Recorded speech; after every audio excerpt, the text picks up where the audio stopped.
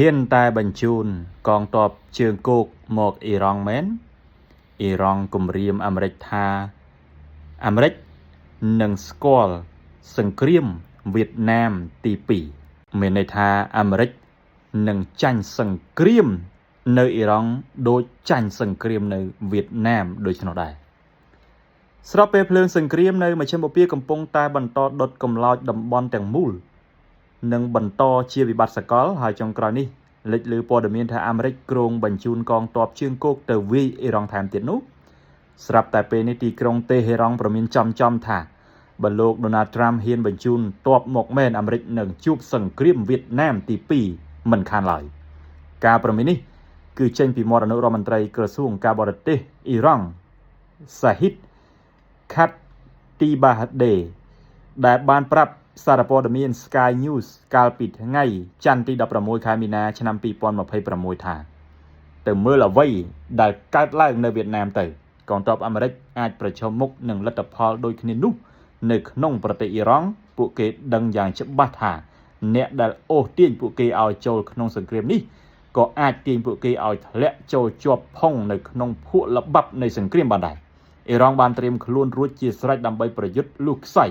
បើសិនជាចាំបាច់ហើយនៅពេលបច្ចុប្បន្នអ៊ីរ៉ង់ក៏មិនទាន់ផ្ដោតលើការស្វែងរកដំណោះស្រាយតាមផ្លូវការទូតណាមួយនោះដែរលោក Khatibzadeh អះអាងថាអាមេរិកគួរតែត្រិះរិះពិចារណាឲ្យបានម៉ត់ចត់ឲ្យមែនទែនមុននឹងតទល់ជាមួយនឹងអ៊ីរ៉ង់ហើយកុំស្ដាប់ដំបូន្មានពីអស់អ្នកដែលមិនស្គាល់អ៊ីរ៉ង់ដែលគ្រាន់តែចង់ឈ្នះសង្គ្រាមប្រឆាំងនឹងអ៊ីរ៉ង់ដែលប្រើប្រាស់លុយពន្ធរបស់ប្រជាជនអាមេរិកនិងឈាមស្រស់សាច់ស្រស់របស់ទាហានអាមេរិកអស់រយៈពេលរាប់ទសវត្សរ៍មកហើយនោះឲ្យសោះរឿងដែលអ៊ីរ៉ង់រំលឹកពីសង្គ្រាមវៀតណាមត្រូវបានអ្នកវិភាគអន្តរជាតិលើកឡើងថាទីក្រុងតេហេរ៉ង់ចង់ឲ្យរបួសចាស់របស់អាមេរិករើឡើងវិញដើម្បីញុះឲ្យប្រជាពលរដ្ឋភ័យខ្លាចថាតើយើងចង់ឲ្យកូនចៅយើងចូលមកឈូស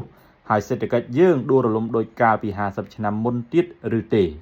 ប្រវត្តិដ៏ជូរចត់របស់អាមេរិកនៅក្នុងសង្គ្រាមវៀតណាមគឺអាមេរិកបានបញ្ជូនយុវជនរាប់លាននាក់ទៅសមរភូមិដែលភាគច្រើនត្រូវបានបង្ខំឲ្យចូលបំពេញកាតព្វកិច្ចទាហានអាមេរិកជាង